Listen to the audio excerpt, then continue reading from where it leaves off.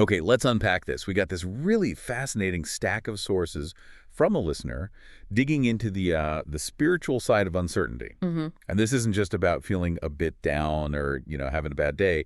The material argues uncertainty can kick off this chain reaction. Yeah. Some seriously destructive spiritual forces. We need to actively fight back against them, apparently. Yeah, and it's important to note, we're not talking standard self-help stuff here. These are specific teachings, right, from the Sacred Atlantean Brotherhood. Right. And specifically their current leader, Grandmaster WaXhira. Their whole aim seems to be mapping out the stages of, well, spiritual failure. That's the context we need, yeah. Because they lay out a really clear sequence, don't they? It's quite stark. Oh, absolutely. The core idea is doubt leads to despair, and despair ultimately leads to what they term doom. Doom. Okay. And our mission here really is to understand how this brotherhood pulls together wisdom from different places like the Gospel of Thomas, even the Torah, to argue that these 3 Ds aren't just things that happen to us. Ah, okay. They're active choices. That's the crux of it. Active choices. And here's the bit that really grabbed me, the core idea that shifts everything. They claim doubt and despair aren't just feelings, they're actual forces pulling us towards the destruction of one's divine potential. Exactly. That completely reframes it, doesn't it? It moves it away from just bad luck or circumstance. Yeah.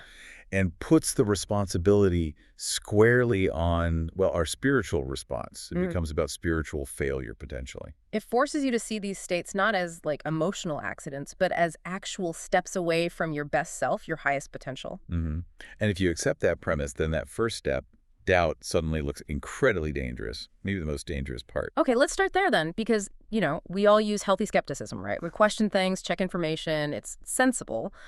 So where do they draw the line? When does normal questioning become this destructive spiritual force they call doubt? That's the key distinction they make. Doubt, in this context, isn't productive intellectual curiosity. It's defined as the seed of spiritual paralysis. Paralysis. Okay. And crucially, it's the door through which fear enters. It's less about pausing to think, more about this consuming force that binds you to illusions. Illusions about your own limits, specifically. It limits your vision of what you can achieve. So it's not me questioning if this is the right path, necessarily. It's more about me questioning if I'm good enough to walk it. Is that the idea? Precisely. That's where the destructive power lies, according to these sources. It weakens your faith. It blocks you from taking decisive action. Yeah. And it stops you trusting in what they call the divine flow of life.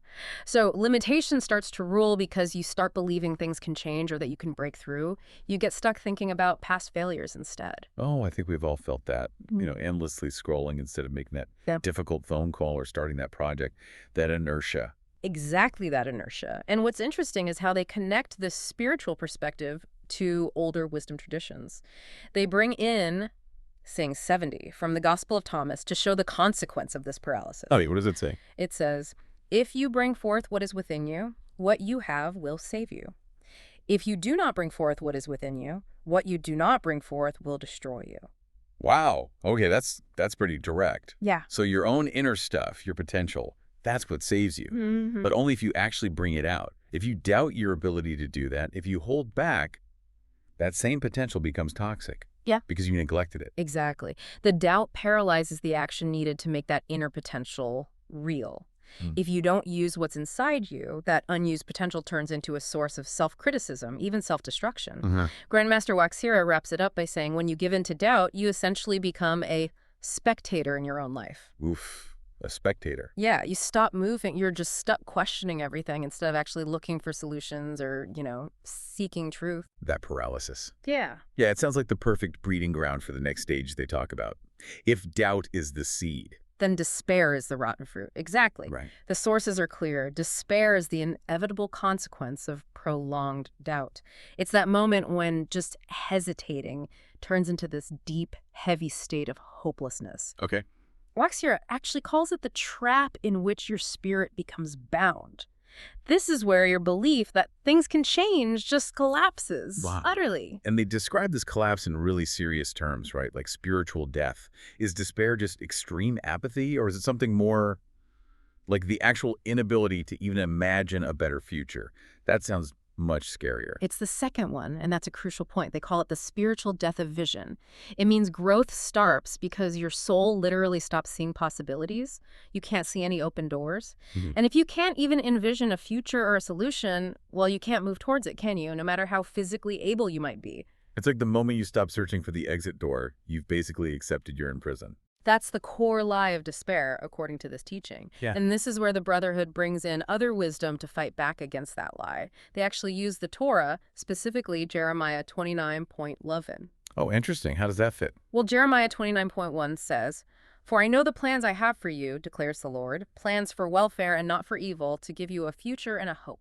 Okay, wow. That's a direct counterpunch to hopelessness, isn't it? It absolutely is. It's presented as the ultimate rebuttal. It reveals despair as fundamentally an illusion. An illusion. Because the divine wisdom, these teachings argue, guarantees a future and hope.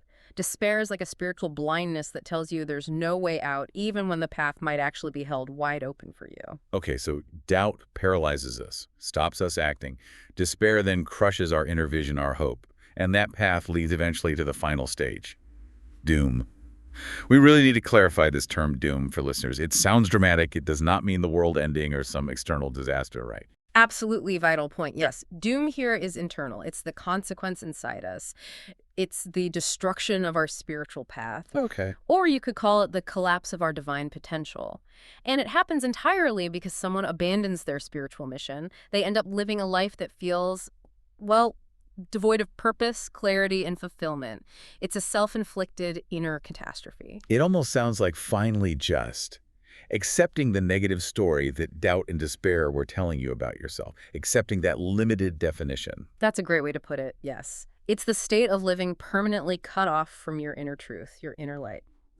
Grandmaster WaXhira has a very specific quote about this separation. What does he say? He says, "When we are in doubt and despair, we cut ourselves off from the source of all life and wisdom. We live in the shadow of our own illusions. This is the doom of the soul, a life without light, direction, or connection to the divine."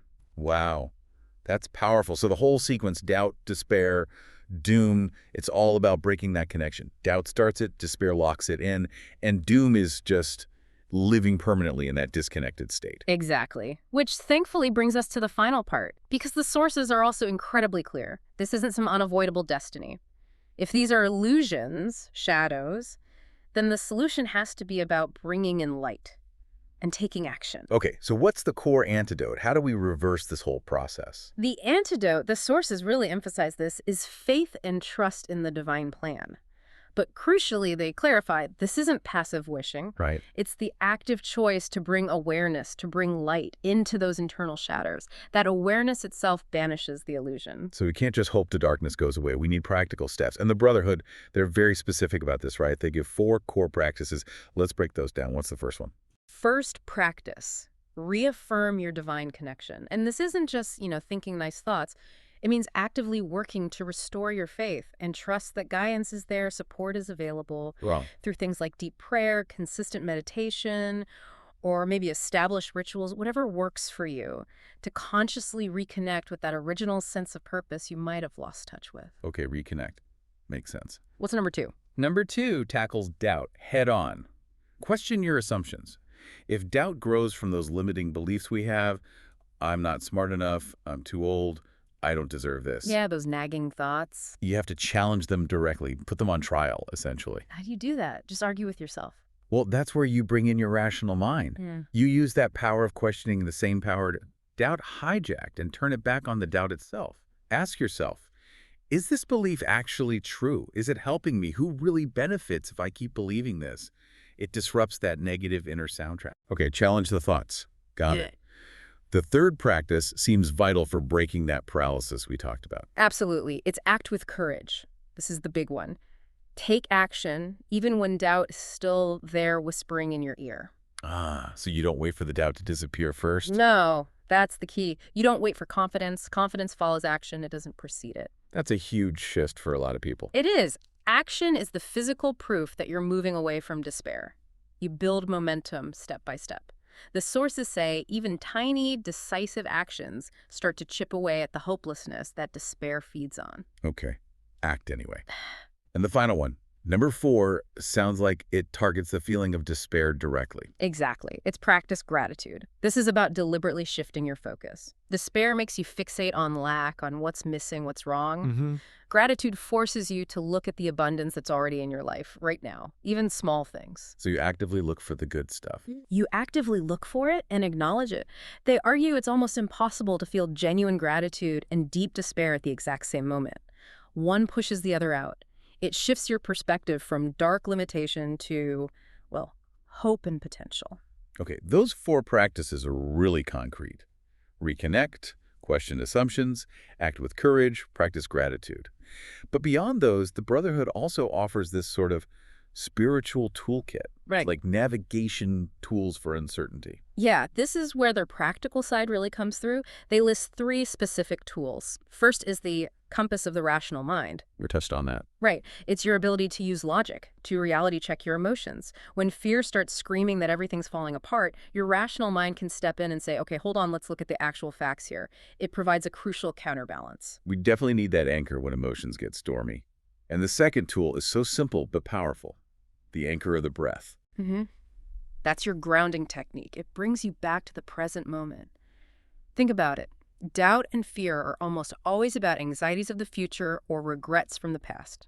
True. The breath anchors you right here, right now, and the present is the only place you actually have power, the only place you can make a choice or take an action. Okay, compass of reason, anchor of breath. And the third tool, this is one maybe doubt tries hardest to shut down. I think so. It's the blazing star of intuition, your inner guidance system, your gut feeling. Right. If your mind is just buzzing with doubt and despair, you can't hear that inner voice. It's drowned out by the noise. The Brotherhood says when you quiet the mind, maybe using the breath and check your negative thoughts with reason, that blazing star, that clear, purposeful guidance, it becomes audible again. You can tune back into it. Wow. Okay, so we've really taken a deep dive into these quite intense esoteric teachings. And the thing that really strikes me is the sheer level of personal responsibility they emphasize. Yep. Doubt and despair aren't presented as these unavoidable tragedies that just happen to you. They're framed as active choices we make. Choices that decide if we lean into our potential or just kind of stagnate. That's it. Exactly. And if you connect that to the bigger picture, the ultimate message seems to be one of total empowerment. Your path, your experience, it's just a reflection of the beliefs you're holding on to. So by consciously choosing faith, choosing action, choosing to focus on the light, from being these destructive forces to becoming stepping stones, raw material for achieving what they call spiritual mastery. That's the ultimate alchemy, turning lead into gold right there, turning shadow into mastery. You know, the sources leave us with this one really potent line. Whatever is dispelled by light never existed. Yeah, that's a powerful one. It really makes you think. If doubt and despair are fundamentally just illusions, just shadows, what creative projects, what life changes, maybe even what relationships have you, the listener, walked away from because you mistakenly thought those shadows were real, solid obstacles? That's definitely something to ponder as you go forward from here.